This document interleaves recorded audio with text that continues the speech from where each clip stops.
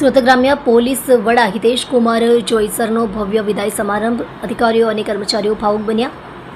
સુરત ગ્રામ્ય પોલીસના પોલીસ અધિક્ષક એસવી તરીકે 3 વર્ષ સેવા આપનાર આઈપીએસ અધિકારી હિતેશ જોઈસરને 20 ઓગસ્ટ 2025ના રોજ ભવ્ય અને યાદગાર વિદાય આપવામાં આવી હતી. આ સમારંભ પલસાણાના લકાસા ક્લબ અને રિસોર્ટ ખાતે યોજાયો હતો, જેમાં ગ્રામ્ય પોલીસના તમામ કક્ષાના અધિકારીઓ, કર્મચારીઓ અને પત્રકારોએ મોટી સંખ્યામાં ભાગ લીધો હતો. આ ભાવનાત્મક પ્રસંગે બધાએ શ્રી હિતેશ કુમાર જોઈસરની ઉત્તમ સેવાઓ અને ઉત્તમ નેતૃત્વની પ્રશંસા કરી હતી. હિતેશ જોઈસરે તેમના કાર્યકાળ દરમિયાન સુરત જિલ્લાના ગ્રામ્ય વિસ્તારોમાં કાયદો અને વ્યવસ્થા સુધારવા મહત્વપૂર્ણ ભૂમિકા ભજવી હતી. તેમણે ગુનાઓ પર નિયંત્રણ, જાહેર સલામતી સુનિશ્ચિત કરવા અને પોલીસનો જનતા સાથેનો સંબંધ મજબૂત કરવા માટે ઘણી અસરકારક પહેલ કરી હતી. તેમના પ્રયાસોની સમગ્ર જિલ્લામાં પ્રશંસા થાય છે. તેમના નેતૃત્વ હેઠળ કોમ્યુનિટી પોલીસિંગને પ્રોત્સાહન આપવામાં આવ્યું હતું, જેનાથી પોલીસ અને નાગરિકો વચ્ચે વિશ્વાસ વધ્યો હતો.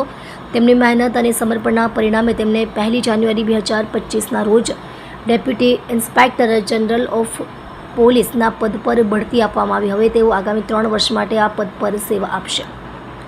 વિદાય સમારંભ સાંજે 6:30 કલાકે શરૂ થયો અને રાત્રે 11 વાગ્યા સુધી ચાલુ રહ્યો. કાર્યક્રમમાં PI, PSI, GRD, TRB, home guards અને અન્ય પોલીસ કર્મીઓ સહિત ગ્રામીણ પોલીસના વિવિધ વિભાગો અને રેન્કના અધિકારીઓ અને કર્મચારીઓ હાજર રહ્યા. આ પ્રસંગે ઘણા અધિકારીઓ અને કર્મચારીઓએ પોતાના અનુભવો શેર કર્યા. તેમણે જણાવ્યું કે કેવી રીતે શ્રી જોઈસરે પોતાના નેતૃત્વથી ગ્રામીણ પોલીસની કામગીરીમાં સુધારો કર્યો અને ટીમમાં સકારાત્મક વાતાવરણ બનાવ્યું. વક્તાઓએ તેમના અનુકરણીય નેતૃત્વ, પ્રમાણિકતા અને સમર્પણની પ્રશંસા કરી. બધાએ શ્રી હિતેશ કુમાર જોઈસરનો ફૂલોનો ગુલદસ્તો અર્પણ કર્યો અને તેમને ઉજ્જવળ ભવિષ્યની શુભેચ્છા પાઠવી. આ સમારંભ માત્ર વિદાય જ નહીં, પરંતુ શ્રી જોઈસરે તેમની શાનદાર કારકિર્દી અને ગ્રામીણ પોલીસમાં તેમણે છોડી ગયેલી અમિટ છાપને શ્રદ્ધાંજલિ પણ આપી.